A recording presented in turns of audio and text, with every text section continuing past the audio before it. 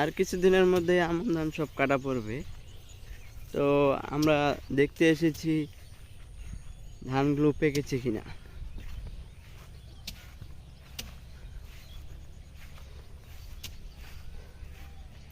বাবা হাসি দাও, গুড।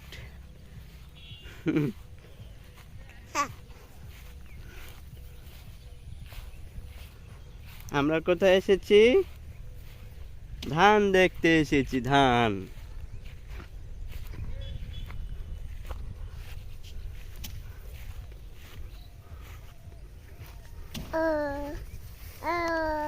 ও, তো আপনাদেরকে দেখাবো যে ধান পেকেছে কিনা।